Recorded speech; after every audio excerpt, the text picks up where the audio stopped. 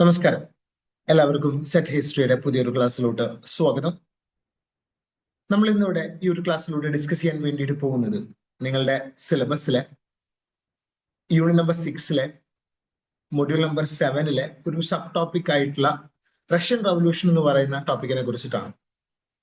Russian റവല്യൂഷനെ കുറിച്ചിട്ട് നിങ്ങൾക്ക് ഒരു ധാരണ ഉണ്ടായിരിക്കുമെന്നാണ് ഞാൻ കരുതുന്നത്. അറ്റ്ലീസ്റ്റ് നിങ്ങൾക്ക് അറിയാമായിരിക്കും അത് റഷ്യയിലാണ് നടന്നിട്ടുള്ളത് എന്നും അതുപോലെ തന്നെ അത് 20-ാം നൂറ്റാണ്ടിലാണ് നടന്നിട്ടുണ്ടായിരുന്നത് എന്നുള്ളൊരു ചെറിയൊരു ധാരണ നിങ്ങൾക്ക് ഉണ്ടായിരിക്കും എന്നാണ് ഞാൻ കരുതുന്നത്.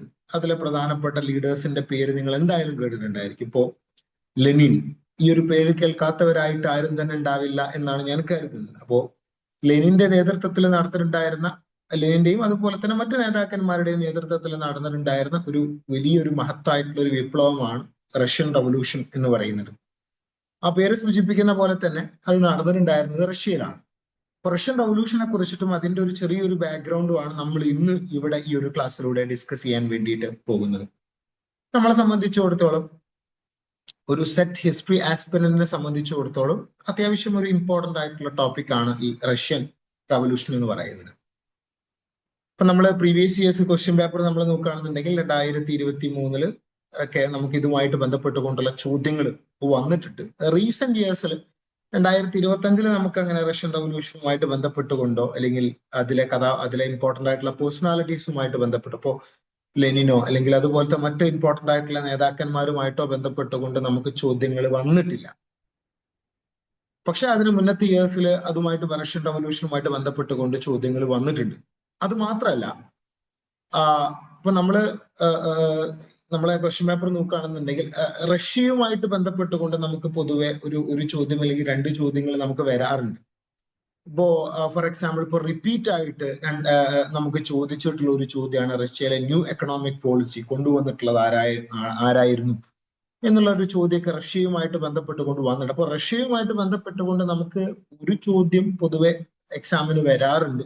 USSRന്റെ തകർച്ച, ഗോർബച്ചേവ്, അദ്ദേഹത്തിന്റെ പെരിസ്ട്രോയിക്ക, ഗ്ലാസ്നോസ്റ്റ് പോലുള്ള പോളിസികളൊക്കെ ആയിട്ട് ബന്ധപ്പെട്ടുകൊണ്ട് നമ്മൾ നോക്കുമ്പോൾ റഷ്യക്ക് നമ്മളെ സെറ്റ് ഹിസ്റ്ററിയിൽ ചെറിയ അറ്റ്ലീസ്റ്റ് ഒരു ചെറിയൊരു ഇൻഫ്ലുവൻസ് ഉണ്ട് എന്നുള്ള ഒരു മാർക്കിന്റെ ഒക്കെ ചോദ്യങ്ങൾ റഷ്യയുമായിട്ട് ബന്ധപ്പെട്ട് ഐദർ USSRന്റെ ഫോർമേഷൻ, റഷ്യൻ റവല്യൂഷൻ അല്ലെങ്കിൽ USSRന്റെ ഡീക്ലൈൻ, ഈ വിഷയങ്ങളുമായിട്ട് ബന്ധപ്പെട്ടുകൊണ്ട് വരാറുണ്ട്. അപ്പൊ നമുക്ക് അത്യാവശ്യം ഇമ്പോർട്ടന്റ് ആയിട്ടുള്ള ഒരു ടോപ്പിക്കാണ് ഈ റഷ്യൻ റവല്യൂഷൻ എന്ന് പറയുന്നത്. അപ്പൊ നമുക്ക് നമ്മളുടെ ഡീറ്റെയിൽ ആയിട്ടുള്ള ക്ലാസ്സിലോട്ട് കിടക്കാം. ഓക്കെ, സോ നമുക്ക് ആദ്യം കുറച്ച് PYQs തന്നെ ഡിസ്കസ് ചെയ്തുകൊണ്ട് നമുക്ക് ആ ക്ലാസ്സിലോട്ട് കിടക്കാം. ഓക്കെ, സോ 2024 ഞാൻ പറഞ്ഞിട്ടുണ്ട്, നമുക്ക് 2025 വരാത്തുള്ള അതിന്റെ മുന്നത്തെ ഇയേഴ്സിൽ നമുക്ക് റഷ്യൻ റവല്യൂഷനുമായിട്ടൊക്കെ ബന്ധപ്പെട്ടുകൊണ്ട് ചോദ്യങ്ങൾ നമുക്ക് വന്നിട്ടുണ്ട് എന്ന്. അപ്പോൾ അങ്ങനത്തെ വന്നിട്ടുള്ള ഒരു ചോദ്യമാണ് ഇവിടെ കൊടുത്തിട്ടുള്ളത്. 2024 സെറ്റ് ഹിസ്റ്ററിയിൽ നമുക്ക് ചോദിച്ചിട്ടുള്ള ഒരു ചോദ്യമാണ്.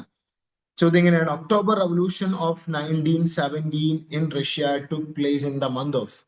അതായത് ഒക്ടോബർ റവല്യൂഷൻ 1900, നിങ്ങൾക്കറിയാം റഷ്യൻ റവല്യൂഷനുമായിട്ട് ബന്ധപ്പെട്ടുകൊണ്ട് നടന്നിട്ടുള്ള ഒരു പ്രധാനപ്പെട്ട വിപ്ലവത്തിന്റെ പേരാണ് ഒക്ടോബർ റവല്യൂഷൻ. റഷ്യൻ റവല്യൂഷൻ എന്ന് പറഞ്ഞാൽ എന്താ? 2 പ്രധാനപ്പെട്ട റവല്യൂഷനുകളാണ് നിങ്ങൾ പഠിച്ചിട്ടുണ്ടായിരിക്കും. ഏതൊക്കെയാണ്? ഫെബ്രുവരി റവല്യൂഷൻ, 2 ഒക്ടോബർ റവല്യൂഷൻ. അപ്പൊ ഇവിടുത്തെ ചോദ്യം ഒക്ടോബർ റവല്യൂഷനുമായിട്ട് ബന്ധപ്പെട്ടുകൊണ്ടാണ്. ശ്രദ്ധിക്കണം, ഞാൻ നേരത്തെ പറഞ്ഞ പോലെ എന്താണ് റഷ്യൻ റവല്യൂഷൻ എന്ന് പറഞ്ഞാൽ 2 എണ്ണമാണ്. ഏതൊക്കെയാണ് 2 റഷ്യൻ റവല്യൂഷനുകൾ? ഒന്ന് ഫെബ്രുവരി റവല്യൂഷനും 2 ഒക്ടോബർ റവല്യൂഷനും.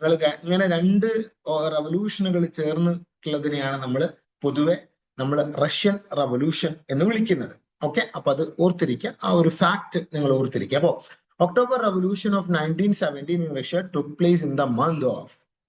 ആ റഷ്യൻ ഒക്ടോബർ റവല്യൂഷൻ നമ്മളെ സംബന്ധിച്ചിടത്തോളം ഏത് മാസത്തിലാണ് നടന്നിട്ടുണ്ടായിരുന്നത് എന്നാണ് ചോദ്യം. ഒക്ടോബർ റവല്യൂഷൻ ഒക്ടോബറിലാണ് നടന്നത്. ഒക്ടോബർ റവല്യൂഷൻ സെപ്റ്റംബറിലാണോ നടന്നത്, 3 നവംബറിലാണോ നടന്നത്, അല്ലെങ്കിൽ ഡിസംബറിലാണോ നടന്നത് എന്നാണ് ചോദ്യം. ഓക്കെ, ഇപ്പോ ഇതുമായിട്ട് ഈ റഷ്യൻ റവല്യൂഷനുമായിട്ട് വലിയ ധാരണ ഇല്ലാത്ത ഒരാളാണെന്നുണ്ടെങ്കിൽ തീർച്ചയായിട്ടും ഒക്ടോബർ റവല്യൂഷൻ എന്ന് നമ്മൾ എഴുതും. കാരണം നമ്മൾ ലോജിക്കലി തിങ്ക് ചെയ്യും ഒക്ടോബർ റവല്യൂഷൻ ഒക്ടോബറിൽ നടന്നതുകൊണ്ടാണ് നമ്മൾ അതിനെ ഒക്ടോബർ റവല്യൂഷൻ എന്ന് വിളിക്കുന്നത്. അത് സെപ്റ്റംബറിൽ നടന്നിട്ടുണ്ടെന്നുണ്ടെങ്കിൽ നമ്മൾ അതിനെ സെപ്റ്റംബർ റവല്യൂഷൻ എന്നാണ് വിളിക്കുക. അപ്പൊ നമ്മളെ ലോജിക്ക് ഉപയോഗിച്ചുകൊണ്ട് നമ്മൾ അവിടെ ലോജിക്ക് അപ്ലൈ ചെയ്തുകൊണ്ട് നമ്മൾ എന്ത് സെലക്ട് ചെയ്യും? ഒക്ടോബർ റവല്യൂഷൻ സെലക്ട് ചെയ്യും. പക്ഷെ ഒക്ടോബർ എന്ന് പറയുന്ന മാസം സെലക്ട് ചെയ്യും. പക്ഷെ അത് റോങ് ആണ്. ഞാൻ നേരത്തെ പറഞ്ഞു ചോദ്യം എന്താണ്, നമ്മളെ സംബന്ധിച്ചിടത്തോളം ഈ റഷ്യൻ റവല്യൂഷൻ എപ്പോ നടന്നു എന്നുള്ളതാണ്. ഇപ്പൊ ഒരു വ്യത്യാസം എന്താന്ന് വെച്ച് കഴിഞ്ഞാല്, നമ്മൾ ഇന്ന് ഫോളോ ചെയ്യുന്ന ഏത് കലണ്ടറാണ്? നമ്മൾ ഇന്ന് ഫോളോ ചെയ്യുന്ന ഗ്രിഗേറിയൻ കലണ്ടറാണ്. റഷ്യക്കാർ പണ്ട് ഫോളോ ചെയ്തിട്ടുണ്ട്, പണ്ടാട്ടോ. റഷ്യക്കാർ പണ്ട് ഈ റവല്യൂഷൻ നടന്ന് കുറച്ച് കാലഘട്ടം വരേക്കും റഷ്യക്കാർ ഫോളോ ചെയ്തിട്ടുണ്ടായിരുന്നത് ജൂലിയൻ കലണ്ടറാണ്. ജൂലിയൻ കലണ്ടറിനെ കുറിച്ചിട്ട് ചിലപ്പോൾ നിങ്ങൾ കേട്ടിട്ടുണ്ടായിരിക്കും. ഇപ്പോ നിങ്ങൾ റോമൻ ഹിസ്റ്ററിയുമായിട്ട് ബന്ധപ്പെട്ടുകൊണ്ടുള്ള ക്ലാസ്സിൽ, അല്ലെങ്കിൽ ജൂലിയസ് സീസറുമായിട്ട് ബന്ധപ്പെട്ടുകൊണ്ടുള്ള ക്ലാസ്സിൽ നിങ്ങൾ ചിലപ്പോൾ കേട്ടിട്ടുണ്ടായിരിക്കും. ജൂലിയസ് സീസറിന്റെ പ്രധാനപ്പെട്ട റോമ ചക്രവർത്തി ആയിട്ടുണ്ടായിരുന്ന, അല്ലെങ്കിൽ റോമിലെ ഏകാധിപതി ആയിട്ടുണ്ടായിരുന്ന ഒരാളാണ് ജൂലിയസ് സീസർ. ഇല്ല, ഏകദേശം ഒരു 1-ാം നൂറ്റാണ്ട്, അതായത് പറയപ്പെടുന്നത് 48 BCE ടു 44 BCE വരെ റോമിലെ ഏകാധിപതിയെ പോലെ ഭരണം നടത്തിയിട്ടുണ്ടായിരുന്ന ഒരാളാണ് സീസർ, ജൂലിയസ് സീസർ. അപ്പോൾ ജൂലിയസ് സീസർ അധികാരം വരുന്ന സമയത്ത് ജൂലിയസ് സീസർ പുതിയ ഒരു കലണ്ടർ കൊണ്ടുവന്നിട്ടുണ്ടായിരുന്നു. ആ കലണ്ടറിന്റെ പേരാണ് ജൂലിയൻ കലണ്ടർ. അപ്പൊ ഈ ജൂലിയൻ കലണ്ടറും നമ്മളെ ഗ്രിഗേറിയൻ കലണ്ടറും തമ്മിൽ ഏകദേശം ഒരു 30 ഡേയ്സിന്റെ, അല്ലെങ്കിൽ ഒരു 12 അല്ലെങ്കിൽ 13 ദിവസത്തിന്റെ ഡിഫറൻസ് ആണ് നമ്മളും അവരും തമ്മിലുള്ളത്. അപ്പോ ഒക്ടോബർ റവല്യൂഷൻ നമ്മളെ സംബന്ധിച്ചിടത്തോളം നടന്നിട്ടുണ്ടായിരുന്നത് ഒക്ടോബറിന്റെ ശേഷമുള്ള മന്തിലാണ്, നവംബറിലാണ്. ശരിക്കും നമ്മളെ സംബന്ധിച്ചിടത്തോളം നവംബർ മാസത്തിലാണ് ഒക്ടോബർ റവല്യൂഷൻ നടന്നിട്ടുള്ളത്. റഷ്യക്കാരെ സംബന്ധിച്ചിടത്തോളം ഒക്ടോബർ റവല്യൂഷൻ ഒക്ടോബറിലാണ് നടന്നിട്ടുള്ളത്. നമ്മളെ സംബന്ധിച്ചിടത്തോളം നവംബർ ഫസ്റ്റ് വീക്കിലാണ് നടന്നിട്ടുണ്ടായിരുന്നത്. അത് മനസ്സിലായോ? അത് ക്ലിയർ ആയോ? നമ്മളെ സംബന്ധിച്ചിടത്തോളം ഒക്ടോബർ റവല്യൂഷൻ നടന്നത് എപ്പോഴാണ്? നവംബർ മാസത്തിൽ. റഷ്യക്കാരെ സംബന്ധിച്ചിടത്തോളം അത് കറക്റ്റ് ആണ്, ഒക്ടോബർ മാസത്തിൽ നടന്നു. നമ്മളും അവരും തമ്മിൽ 12 ദിവസത്തെ ഒരു ഡിഫറൻസ് ആണ് ഉള്ളത്. 12 ഡേയ്സിന്റെ ഡിഫറൻസ് ആണ് നമ്മളെ ഗ്രിഗേറിയൻ കലണ്ടർ അവരുടെ കലണ്ടർ ജൂലിയൻ കലണ്ടറും തമ്മിൽ ഉണ്ടായിട്ടുണ്ടായിരുന്നത്. അതായത് അവര് 12 ദിവസം പിറകിലാണ്, നമ്മൾ 12 ദിവസം മുന്നിലാണ്. അവരെക്കാളും നമ്മൾ 12-13 ദിവസം അവരെക്കാളും മുന്നിലാണ് നമ്മൾ. അപ്പൊ അതുകൊണ്ട് റഷ്യയിൽ ഒക്ടോബർ ആയപ്പോൾ നമുക്ക് എന്തായിട്ടുണ്ട്? നവംബർ ആയിട്ട്. അതേപോലെ തന്നെയാണ് ഫെബ്രുവരി റവല്യൂഷന്റെ കേസും. റഷ്യയിൽ ഫെബ്രുവരി റവല്യൂഷൻ നടക്കുന്നത് അതിന്റെ അവസാനത്തെ വീക്കിലാണ്, ഫെബ്രുവരിയുടെ അവസാനത്തെ വീക്കിൽ. നമ്മളെ സംബന്ധിച്ചിടത്തോളം ഫെബ്രുവരി റവല്യൂഷൻ നടക്കുന്ന അപ്പോഴാണ്, മാർച്ച് മാസത്തിലുമാണ്. ഓക്കെ, അപ്പൊ ആ ഒരു പോയിന്റ് മാർച്ച് 10ന്റെ ഇടയിലായിട്ടാണ് ഫെബ്രുവരി റവല്യൂഷൻ നടന്നിട്ടുണ്ടായിരുന്നത്. ഓക്കെ, അപ്പൊ ആ ഒരു ഗ്യാപ്പ് കൊണ്ടാണ് നമ്മൾ എന്താക്കുന്നത്, ഇതിനെ ഇങ്ങനെ ഒരു പേരിട്ട് വിളിക്കുന്നത്. ഓക്കെ, അപ്പൊ നമ്മളെ സംബന്ധിച്ചിടത്തോളം ഒന്ന് മാർച്ചിലും ഒന്ന് നവംബറിലും നടന്നു. അവരെ സംബന്ധിച്ചിടത്തോളം അതേ മാസത്തില്, മാർച്ചിലും ഫെബ്രുവരിയിലും അതുപോലെ തന്നെ ഒക്ടോബറിലുമായിട്ട് തന്നെയാണ് നടന്നിട്ടുള്ളത്. നമ്മളും അവരും തമ്മിൽ 12 ദിവസത്തെ വ്യത്യാസം ഉള്ളത് കൊണ്ടാണ് ഈ ഒരു ഡിഫറൻസ്. അപ്പൊ അത് നിങ്ങൾ ഓർത്തിരിക്കുക, മറക്കരുത്. സെയിം അടുത്തതും റഷ്യൻ റവല്യൂഷനുമായിട്ട് ബന്ധപ്പെട്ടുകൊണ്ടുള്ള ഒരു ചോദ്യമാണ്. ചോദ്യം ഇങ്ങനെയാണ്: the treaty that ended Russia's participation in world war 1.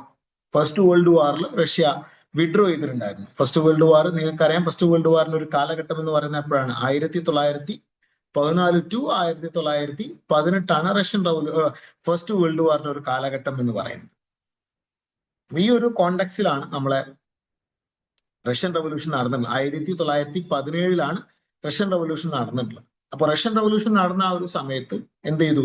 Russia first world വാറിൽ നിന്ന് പിൻവാങ്ങിയിട്ടുണ്ടായിരുന്നു. അത് പിൻവാങ്ങിയിട്ടുണ്ടായിരുന്നത് ഏത് ട്രീറ്റി പ്രകാരമാണ് എന്നാണ് ചോദ്യം. Treaty of Versailles, treaty of Saint Germain, treaty of Brest-Litovsk, treaty of Sevres. ഇതിൽ ഏത് ട്രീറ്റി പ്രകാരമാണ് റഷ്യ വിഡ്രോ ചെയ്തിട്ടുള്ളത്? റഷ്യയുടെ പാർട്ടിസിപ്പേഷൻ പിൻവലിച്ചിട്ടുണ്ടായിരുന്ന ഏത് ട്രീറ്റി പ്രകാരമാണെന്നാണ് ചോദ്യം. ട്രീറ്റി ഓഫ് വേഴ്സേൽ അല്ല എന്നുള്ള കാര്യം നിങ്ങൾക്ക് എല്ലാവർക്കും അറിയാം. കാരണം എന്താ? ട്രീറ്റി ഓഫ് വേഴ്സേൽ എന്ന് പറയുന്നത് ഫസ്റ്റ് വേൾഡ് വാറിൽ ഈ ട്രിപ്പിൾ അലയൻസിന്റെ ഭാഗമായിരുന്ന ജർമ്മനി യുദ്ധത്തിൽ തോറ്റപ്പോ ജർമ്മനിയുടെ എതിർകക്ഷികൾ ട്രിപ്പിൾ എൻഡന്റയുടെ ഭാഗമായിരുന്ന ബ്രിട്ടനും ഫ്രാൻസുമായിട്ട് സൈൻ ചെയ്തിട്ടുണ്ടായിരുന്ന ട്രീറ്റിയുടെ പേരാണ് ട്രീറ്റി ഓഫ് വേഴ്സേൽ. ഫ്രാൻസിലെ വേഴ്സേൽ കൊട്ടാരത്തിൽ വെച്ചിട്ടാണ് ആ ട്രീറ്റി സൈൻ ചെയ്തിട്ടുണ്ടായിരുന്നത്. അതുകൊണ്ടാണ് അതിനെ ട്രീറ്റി ഓഫ് വേഴ്സേൽ എന്ന് വിളിക്കുന്നത്. ജർമ്മനി തോറ്റപ്പോൾ ജർമ്മനിക്ക് പുതിയ ട്രീറ്റി സൈൻ ചെയ്യേണ്ടി വന്നു. അതിന്റെ പേരാണ് ട്രീറ്റി ഓഫ് വേഴ്സേൽ. ആ ട്രീറ്റി പ്രകാരം ജർമ്മനിക്ക് വലിയ നാശനഷ്ടങ്ങൾ നേരിടേണ്ടി വന്നിട്ടുണ്ടായിരുന്നു. ഒരുപാട് പ്രദേശങ്ങൾ ജർമ്മനിക്ക് ഫ്രാൻസിനൊക്കെ വിട്ടുകൊടുക്കേണ്ടി വന്നിട്ടുണ്ടായിരുന്നു. ഇപ്പൊ അൽസേൽ ലൊറൈൻ പോലുള്ള പ്രദേശങ്ങളൊക്കെ ജർമ്മനി പിടിച്ചെടുത്തിട്ടുണ്ടായിരുന്ന പ്രദേശങ്ങൾ ഫ്രാൻസിനെ തന്നെ വിട്ടുകൊടുക്കേണ്ടി വന്നിട്ടുണ്ടായിരുന്നു. അതൊക്കെ ട്രീറ്റി ഓഫ് വേഴ്സേൽ പ്രകാരമാണ്. ഹിറ്റ്ലർ എന്ന് പറയുന്ന ഏകാധിപതിയെ ഉയർത്തിക്കൊണ്ടുവന്നതിൽ പ്രധാനപ്പെട്ട പങ്ക് വഹിച്ചിട്ടുള്ള ഒരു ട്രീറ്റി കൂടിയാണ് ട്രീറ്റി ഓഫ് വേഴ്സേൽ.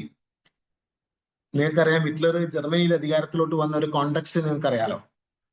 അപ്പോ ഈ ഒരു വേഴ്സൽ ട്രീറ്റി സൈൻ ചെയ്തു എന്ന് പറഞ്ഞുകൊണ്ടാണ്, അത് സൈൻ ചെയ്യാൻ അവിടുത്തെ സോഷ്യലിസ്റ്റ് ഗവൺമെന്റ് കൂടെ നിന്നു എന്ന് പറഞ്ഞുകൊണ്ടാണ് ഹിറ്റ്ലർ അവിടെ ഉണ്ടായിരുന്ന സോഷ്യലിസ്റ്റ് ഗവൺമെന്റിനെ താഴെ ഇറക്കാനുള്ള ശ്രമങ്ങൾ നടത്തിയിട്ടുണ്ടായിരുന്നത് ജർമ്മനിയിൽ. അപ്പോൾ ട്രീറ്റി ഓഫ് വേഴ്സൈൽ അങ്ങനെയാണ്. പിന്നെ ട്രീറ്റി ഓഫ് സെന്റ് ജർമൻ ആരുമായിട്ടാണ്? Treaty of Saint Germain sign ചെയ്തിട്ടുണ്ടായിരുന്നത് ഓസ്ട്രിയ, ഹംഗറി പോലുള്ള രാജ്യങ്ങളുമായിട്ടാണ്. ഓസ്ട്രിയ സൈൻ ചെയ്തിട്ടുള്ള ട്രീറ്റിയാണ്. ഓസ്ട്രിയ ബ്രിട്ടനുമായിട്ടും ഫ്രാൻസുമായിട്ടും സൈൻ ചെയ്തിട്ടുണ്ടായിരുന്ന ട്രീറ്റിയുടെ പേരാണ് treaty of Saint Germain. Treaty of Sevres തുർക്കിയിലെ ഓട്ടോമൻ സുൽത്താൻ അല്ലെങ്കിൽ തുർക്കി ബ്രിട്ടനുമായിട്ടും ഫ്രാൻസുമായിട്ടും സൈൻ ചെയ്തിട്ടുണ്ടായിരുന്ന ട്രീറ്റിയാണ് ട്രീറ്റി ഓഫ് സെവറസ്, ടർക്കി. പിന്നെ ഉള്ളത് ഏതാണ്? ട്രീറ്റി ഓഫ് ബ്രെസ്റ്റ് ലിറ്റോവിസ്ക് എന്ന് പറയുന്നത്. യെസ്. അപ്പോൾ ട്രീറ്റി ഓഫ് ബ്രെസ്റ്റ് ലിറ്റോവിസ്ക് പ്രകാരം 1918 മാർച്ച് മാസത്തിലാണ് ഈ ഒരു ട്രീറ്റി ഒപ്പിട്ട്, മാർച്ച് 3-ാം തീയതി അങ്ങനെ ഒരു ഡേറ്റിലാണ് ഈ ട്രീറ്റി ഒപ്പിട്ടിട്ടുണ്ടായിരുന്നത്. അത് പ്രകാരമാണ് റഷ്യ ഫസ്റ്റ് വേൾഡ് വാറിൽ നിന്ന് പിൻവാങ്ങിയിട്ടുണ്ടായിരുന്നത്. 1917 തന്നെ റഷ്യ പിൻവാങ്ങാനുള്ള ശ്രമങ്ങൾ നടത്തിയിട്ടുണ്ടായിരുന്നു. അവിടെ പുതിയ ഗവൺമെന്റ് അധികാരത്തിൽ വന്ന സമയത്ത് തന്നെ 1917 തന്നെ ലെനിന്റെ നേതൃത്വത്തിലുള്ള ഗവൺമെന്റ് അവിടെ അധികാരത്തിലോട്ട് വന്ന സമയത്ത് തന്നെ ഇതിനു വേണ്ടിയിട്ടുള്ള നടപടികൾ റഷ്യ സ്റ്റാർട്ട് ചെയ്തിട്ടുണ്ടായിരുന്നു. ഒഫീഷ്യലി റഷ്യ പിൻവാങ്ങിയിട്ടുണ്ട്. പിന്നീട് ട്രീറ്റി ഒക്കെ സൈൻ ചെയ്ത് റഷ്യ പിൻവാങ്ങിയിട്ടുണ്ടായിരുന്നത് 1918 എന്നുള്ള കാര്യം നിങ്ങൾ ഓർത്തിരിക്കാൻ മറക്കരുത്. പിന്നെ അടുത്തൊരു ചോദ്യം, ഇത് റഷ്യൻ റവല്യൂഷന്റെ മുന്നോടിയായിട്ട് നടന്നിട്ടുള്ള ഒരു പ്രധാനപ്പെട്ട സംഭവമാണ്. അതുമായിട്ട് ബന്ധപ്പെട്ടുകൊണ്ടുള്ള ഒരു ചോദ്യമാണ്. റഷ്യൻ റവല്യൂഷന്റെ പിന്നിലെ ഒരു കാരണം എന്ന് നമുക്ക് വിളിക്കാൻ പറ്റുന്ന ഒരു സംഭവം ബേസ് ചെയ്തുകൊണ്ടുള്ള ഒരു ചോദ്യമാണ്. Treaty signed after Resso Japanese വാർ. അതായത് റസോ ജപ്പാനീസ് വാർ നിങ്ങൾ ചിലപ്പോൾ കേട്ടിട്ടുണ്ടായിരിക്കും. 1903-ന്റെയും 1904-ന്റെയും ഇടയിലൊക്കെ നടന്നിട്ടുള്ള ഒരു പ്രധാനപ്പെട്ട വാറാണ്. ജപ്പാനും റഷ്യയും തമ്മിൽ നടന്നിട്ടുള്ള വാറാണ് റസോ ജപ്പാനീസ് വാർ എന്ന് നമ്മൾ വിളിക്കുന്നത്. അപ്പോൾ അതിനുശേഷം സൈൻ ചെയ്തിട്ടുണ്ടായിരുന്ന ട്രീറ്റി ഏതാണ് എന്നാണ് ചോദ്യം. ട്രീറ്റി ഓഫ് വേഴ്സൈൽ അല്ല എന്നുള്ള കാര്യം നിങ്ങൾക്ക് അറിയാം. ട്രീറ്റി ഓഫ് പാരീസ് ആണ്. ട്രീറ്റി ഓഫ് പാരീസും അല്ല. കാരണം ട്രീറ്റി ഓഫ് പാരീസ് എന്ന് പറയുന്നത് നിങ്ങൾ പഠിച്ചിട്ടുണ്ടായിരിക്കും. ഈ 7 years വാർ 1756 മുതൽക്ക് 1763 വരെയൊക്കെ നടന്നിട്ടുള്ള 7 years വാർ, ഇംഗ്ലണ്ടിന്റെയും ഫ്രാൻസിന്റെയും ഇടയിൽ നടന്നിട്ടുണ്ടായിരുന്ന 7 years വാറിന് അതിന് അന്ത്യം കുറിക്കാൻ വേണ്ടിയിട്ട് നടന്നിട്ടുള്ള ഒരു ട്രീറ്റിയുടെ പേരാണ് ട്രീറ്റി ഓഫ് പാരീസ്. അപ്പോൾ ട്രീറ്റി ഓഫ് പാരീസ് അല്ല. ട്രീറ്റി ഓഫ് ബെർലിൻ ആണോ? ട്രീറ്റി ഓഫ് ബെർലിനും അല്ല. പിന്നെ ഏത് ട്രീറ്റിയാണ്? Treaty of Portsmouth. Treaty of Portsmouth പ്രകാരമാണ് ഈ റസോ ജപ്പാനീസ് വാർ എൻഡ് ചെയ്തിട്ടുണ്ടായിരുന്നത്. അപ്പൊ അത് നിങ്ങൾ ഓർത്തിരിക്കുക. റസോ ജപ്പാനീസ് വാറിൽ ജപ്പാൻ എന്ന് പറയുന്ന കുഞ്ഞൻ ഐലൻഡ് റഷ്യ എന്ന് പറയുന്ന ലോകത്തിലെ ഏറ്റവും വലിയ ശക്തിയെ പരാജയപ്പെടുത്തിയിട്ടുണ്ടായിരുന്നു. റസോ ജപ്പാനീസ് വാർ. ഓക്കെ, അപ്പൊ അത് നിങ്ങൾ ഓർത്തിരിക്കാൻ മറക്കരുത്. ഈ റസോ ജപ്പാനീസ് വാർ ഒരു പ്രധാനപ്പെട്ട ഒരു റീസൺ ആയിട്ട് മാറിയിട്ടുണ്ട് ഇന്ത്യയിൽ കോൺഗ്രസ് പാർട്ടിയുടെ ഉള്ളിൽ എക്സ്ട്രീമിസം ഡെവലപ്പ് ചെയ്ത് വരുന്നതിലൊക്കെ. നിങ്ങളത് ഇന്ത്യൻ ഹിസ്റ്ററിയിൽ ചിലപ്പോൾ പഠിച്ചിട്ടുണ്ടായിരിക്കാം. റസോ ജപ്പാനീസ് വാറിൽ ചെറിയ കുഞ്ഞൻ ഐലൻഡ് ആയിട്ടുള്ള ജപ്പാൻ റഷ്യയെ പരാജയപ്പെടുത്തിയത് ഒരു വലിയൊരു പ്രചോദനമായിട്ടുണ്ടായിരുന്നു. അതായത് ബ്രിട്ടനെ പോലുള്ള അതിശക്തരായിട്ടുള്ള രാജ്യങ്ങളെ, കൊളോണിയൽ രാജ്യങ്ങളെ പരാജയപ്പെടുത്താൻ ചെറിയ രാജ്യങ്ങൾക്കും സാധ്യമാവും എന്നുള്ള ഒരു ഐഡിയ കൊടുത്തിട്ടുണ്ടായിരുന്നത് ഈ ഒരു റസോ ജപ്പാനീസ് വാറാണ്. അപ്പോ കോൺഗ്രസ് പാർട്ടിയിൽ എക്സ്ട്രീമിസം ഡെവലപ്പ് ചെയ്ത് വരുന്നതിൽ വലിയൊരു പങ്ക്, ഇപ്പോ ബാലഗംഗാധര തിലകിനെ പോലുള്ള ആളുകളെ വലിയ രീതിയിൽ ഇൻഫ്ലുവൻസ് ചെയ്തിട്ടുണ്ടായിരുന്ന ഒരു യുദ്ധമാണ് റസോ ജപ്പാനീസ് വാർ. അപ്പൊ അത് നിങ്ങൾ ഓർത്തിരിക്കാൻ മറക്കരുത്. ഓക്കെ, അപ്പൊ നമുക്ക് ഈ ഡീറ്റെയിൽ ആയിട്ട് റഷ്യൻ റവല്യൂഷനെ കുറിച്ച് ഡിസ്കസ് ചെയ്യാം. നിങ്ങൾക്ക് എല്ലാവർക്കും അറിയുന്ന പോലെ 20-ാം നൂറ്റാണ്ടിൽ നടന്നിട്ടുള്ള പ്രധാനപ്പെട്ട ഒരു സംഭവമാണ് റഷ്യൻ റവല്യൂഷൻ എന്ന് പറയുന്നത്. 1917 അത് റഷ്യയിൽ വലിയ മാറ്റങ്ങളാണ് കൊണ്ടുവന്നിട്ടുണ്ടായത്. ഇപ്പോ വലിയ മാറ്റങ്ങൾ എന്ന് പറഞ്ഞാൽ ലോകത്തിലെ തന്നെ ഒരു വലിയൊരു ചരിത്ര സംഭവമായിരുന്നു റഷ്യൻ റവല്യൂഷൻ. കാരണം എന്താണ്? ലോകത്ത് ആദ്യമായി കൊണ്ട് ഒരു സോഷ്യലിസ്റ്റ് ഗവൺമെന്റ് അധികാരത്തിലോട്ട് വന്നിട്ടുണ്ടായിരുന്നത് റഷ്യയിലാണ്. അത് റഷ്യൻ റവല്യൂഷന് ശേഷമാണ്. ലോകത്ത് ആദ്യമായി കൊണ്ട് സോഷ്യലിസം പ്രാക്ടീസ് ചെയ്യാൻ വേണ്ടിയിട്ട് പറ്റും എന്ന് തെളിയിച്ചിട്ടുണ്ടായിരുന്ന റഷ്യൻ ഒരു റവല്യൂഷന്റെ പേരാണ് റഷ്യൻ റവല്യൂഷൻ എന്ന് പറയുന്നത്. അപ്പൊ അത് നിങ്ങൾ ഓർത്തിരിക്കുക. അപ്പൊ വളരെ പ്രധാനപ്പെട്ട ഒരു റവല്യൂഷനാണ് റഷ്യൻ റവല്യൂഷൻ എന്ന് പറയുന്നത്. റഷ്യൻ റവല്യൂഷന്റെ പ്രധാനപ്പെട്ട അജണ്ട അല്ലെങ്കിൽ എന്തിനു വേണ്ടിയിട്ട് റഷ്യൻ റവല്യൂഷൻ നടന്നു എന്നുള്ള ഒരു ചോദ്യമുണ്ട്. ഒന്ന്, റഷ്യക്കാർ സമാധാനം ആഗ്രഹിച്ചിട്ടുണ്ടായിരുന്നു എന്നുള്ളതാണ്. അവിടുത്തെ ഭരണാധികാരി നിക്കോളാസ് രണ്ടാമനെതിരെയാണ് റവല്യൂഷൻ നടത്തിയിട്ടുണ്ടായത്. നിക്കോളാസ് എന്ന് പറയുന്നത് ഭയങ്കര എന്താ പറയുന്നത്, ഒരു വീക്ക് ആയിട്ടുള്ള ഭരണാധികാരിയായിരുന്നു. എപ്പോഴും യുദ്ധത്തിന് പാർട്ടിസിപ്പേറ്റ് ചെയ്യുകയും യുദ്ധം നടത്തുകയും യുദ്ധത്തിൽ ദയനീയമായി പരാജയപ്പെടുകയും ചെയ്തിട്ടുണ്ടായിരുന്ന ഒരു വ്യക്തിയാണ് നിക്കോളാസ് രണ്ടാമൻ എന്ന് പറയുന്നത്. ഇപ്പൊ നമ്മൾ റസോ ജപ്പാനീസ് വാറിന്റെ കേസ് നമ്മൾ പറഞ്ഞു. ജപ്പാൻ എന്ന് പറയുന്ന ഒരു അയലൻഡ് ആണ് ലോകത്തിലെ ഏറ്റവും വലിയ രാജ്യത്തെ പരാജയപ്പെടുത്തിയത്. നിങ്ങൾക്ക് ചിന്തിക്കാൻ പറ്റുന്നുണ്ടോ അത്? അത് കാണിക്കുന്ന അവിടുത്തെ ഭരണാധികാരി അത്രമാത്രം ഒരു അട്ടർ ഫെയിലിയർ ആയിരുന്നു എന്നുള്ളതാണ്. അതുപോലെ തന്നെ ചൈനയുടെ കേസ് നമ്മൾ നോക്കുമ്പോൾ ചൈനയുമായിട്ടും റഷ്യ യുദ്ധം നടത്തിയിട്ടുണ്ടായിരുന്നു 1894-95 കാലഘട്ടത്തിൽ. അതിലും റഷ്യ പരാജയപ്പെട്ടു. ഇങ്ങനെ അടിക്കടിയായിട്ടുണ്ടായിരുന്ന യുദ്ധങ്ങൾ കാരണം അവിടുത്തെ ജനങ്ങൾക്ക് മര്യാദയ്ക്ക് ഫുഡോ കാര്യങ്ങളോ കിട്ടാത്തൊരു സാഹചര്യം, അവിടുത്തെ ജനങ്ങൾക്ക് സമാധാനം വേണം എന്നുള്ള ഒരു ആവശ്യം, ആ ഭരണാധികാരി കൊണ്ട് ഒന്നും അവർക്ക് കിട്ടാനില്ല എന്നുള്ള ഒരു തോന്നൽ. കാരണം ഈ ഭരണാധികാരി യുദ്ധത്തിന്റെ പേരിൽ ഫുഡും കാര്യങ്ങളൊക്കെ കൊണ്ടു കൊടുത്തിട്ടുണ്ടായിരുന്ന സോൾജേഴ്സിനാണ്. അപ്പോ സാധാരണക്കാരായിട്ടുണ്ടായിരുന്ന ആളുകൾക്ക് ഫുഡ് കിട്ടാത്തൊരു സാഹചര്യം, പട്ടിണി കിടന്നവര് മരണപ്പെടുന്ന ഒരു സാഹചര്യം ഉണ്ടായി. അപ്പൊ ജനങ്ങളൊക്കെ അവിടുത്തെ രാജാവിനെതിരെ തിരിയുന്നു. അതുപോലെ തന്നെ കർഷകരുടെ കയ്യിൽ ഭൂമി ഉണ്ടായിട്ടുണ്ടായിരുന്നില്ല എന്നുള്ളതാണ്. കാരണം എല്ലാം ജമ്മിമാരുടെ കയ്യിലായിരുന്നു എന്നുള്ളതാണ്. ഭൂമിയിൽ കൃഷി ചെയ്യുന്ന കർഷകന് ഭൂമിയില്ല. അപ്പോ ഇങ്ങനെയൊക്കെയുള്ള സാഹചര്യങ്ങൾ മാറ്റുക, അതായത് മണ്ണിൽ പണിയെടുക്കുന്ന ആൾക്ക് ഭൂമി കൊടുക്കുക, വിശക്കുന്നവന് ഭക്ഷണം കൊടുക്കുക, രാജ്യത്തെ സമാധാനം, ഇത് ഉറപ്പാക്കാൻ വേണ്ടിയിട്ടായിരുന്നു, ഇതായിരുന്നു റഷ്യൻ റവല്യൂഷന്റെ എയിം എന്ന് പറയുന്നത്. അതുപോലെ തന്നെ ഞാൻ പറഞ്ഞു, ലോകത്ത് ആദ്യമായി ഒരു കമ്മ്യൂണിസ്റ്റ് ഗവൺമെന്റ്, സോഷ്യലിസ്റ്റ് ഗവൺമെന്റ് നിലവിൽ വന്നിട്ടുണ്ടായിരുന്നത് ഈ റവല്യൂഷന്റെ ഭാഗമായിക്കൊണ്ടാണ്. അത് പിന്നീട് പല രാജ്യങ്ങളെയും വലിയ രീതിയിൽ സ്വാധീനിച്ചിട്ടുണ്ടായിരുന്നു എന്നുള്ളതാണ്. ഇപ്പോ ഇന്ത്യയിലെ സ്വാതന്ത്ര്യ സമര സേനാനികളെ പോലും സ്വാധീനിച്ചിട്ടുണ്ടായിരുന്നു എന്നുള്ളതാണ്. ഇപ്പോ ഭഗത് സിംഗ്, അതുപോലെ തന്നെ നമ്മളെ സുഭാഷ് ചന്ദ്രബോസ് പോലുള്ള ആളുകൾക്ക് വലിയ രീതിയിൽ അവരെ ഇൻഫ്ലുവൻസ് ചെയ്തിട്ടുണ്ടായിരുന്ന ഒരു റവല്യൂഷനാണ് റഷ്യൻ റവല്യൂഷൻ എന്ന് പറയുന്നത്. റഷ്യൻ റവല്യൂഷൻ നിങ്ങൾക്ക് എല്ലാവർക്കും അറിയുന്ന പോലെ ഫ്രഞ്ച് റവല്യൂഷന് ശേഷമാണ് നടന്നിട്ടുണ്ടായിരുന്നത്. ഫ്രഞ്ച് അമേരിക്കൻ റവല്യൂഷനുകൾക്ക് ശേഷമാണ് നടന്നിട്ടുണ്ടായിരുന്നത്. 1789 ഈ ഫ്രഞ്ച് റവല്യൂഷൻ നടന്നിട്ടുണ്ടായിരുന്നത്. അമേരിക്കൻ റവല്യൂഷന്റെ കാലഘട്ടം ഏകദേശം സിമിലർ ആയിട്ടുള്ള 1774 ആ ഒരു സമയത്താണ് അമേരിക്കൻ റവല്യൂഷൻ നടന്നിട്ടുണ്ടായിരുന്നത്, അല്ലെങ്കിൽ അമേരിക്കൻ വാർ ഓഫ് ഇൻഡിപെൻഡൻസ് ഒക്കെ നടന്നിട്ടുണ്ടായിരുന്നത്. അപ്പോൾ അതിനുശേഷം ലോകത്ത് നടന്നിട്ടുള്ള വളരെ പ്രധാനപ്പെട്ട ഒരു സംഭവമായിരുന്നു ഈ റഷ്യൻ റവല്യൂഷൻ എന്ന് പറയുന്നത്.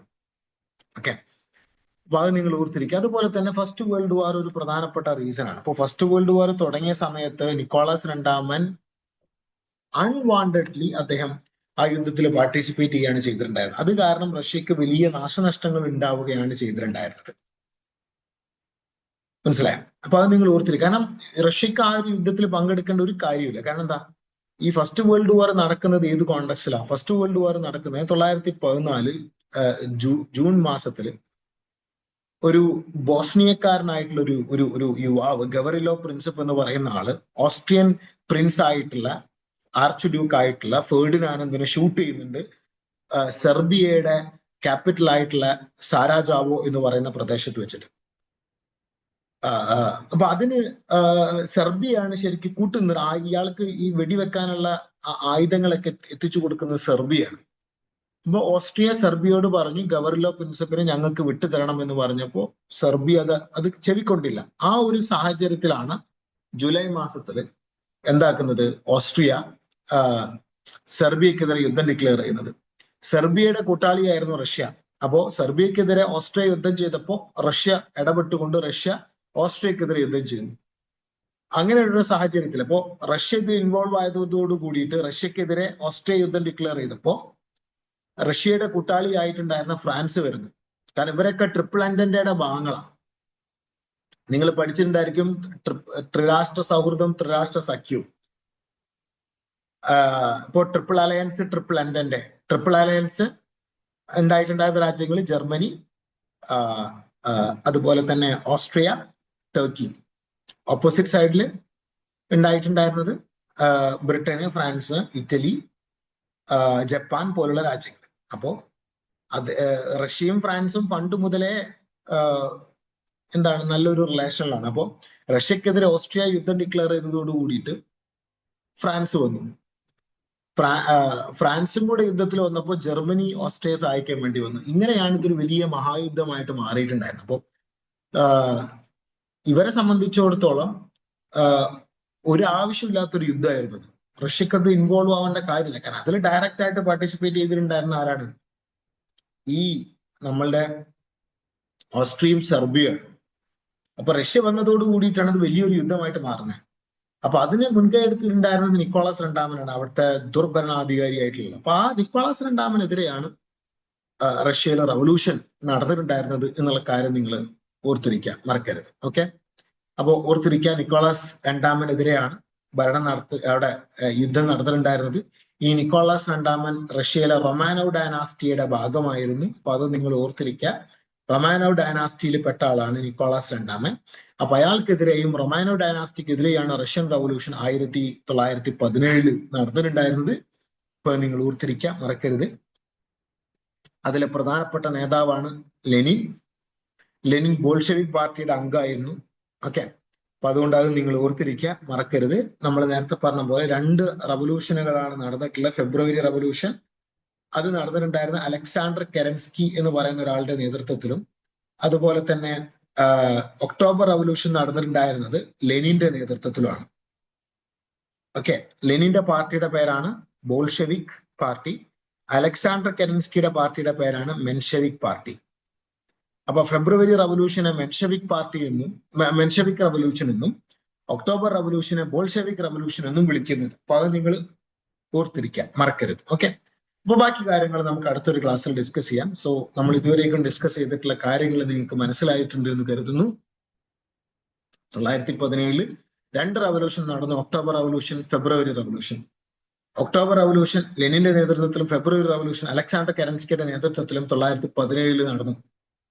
നിക്കോളാസ് രണ്ടാമനെതിരെ അവിടുത്തെ ഭരണാധികാരി, സാർ ഭരണാധികാരിയായിട്ടുള്ള നിക്കോളാസ് രണ്ടാമനെതിരെയാണ് യുദ്ധം നടന്നിട്ടുണ്ടായിരുന്നത്.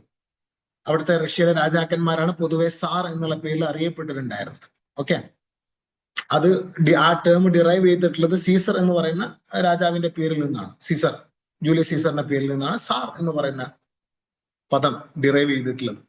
റൊമാനോ ഡൈനാസ്റ്റിയിലെ അംഗമായിരുന്നു നിക്കോളാസ് രണ്ടാമൻ. അദ്ദേഹത്തിനെതിരെയാണ് റവല്യൂഷൻ നടന്നിട്ടുള്ളത്. അപ്പൊ ഇത്രയും കാര്യങ്ങൾ നിങ്ങൾ ഓർത്തിരിക്കുക. ബാക്കി കാര്യങ്ങൾ നമുക്ക് അടുത്ത ക്ലാസ്സിൽ ഡിസ്കസ് ചെയ്യാം. സോ ഇന്നത്തെ ഒരു ക്ലാസ് ഞാൻ ഇവിടെ വൈൻഡപ്പ് ചെയ്യാണ്. Thank you.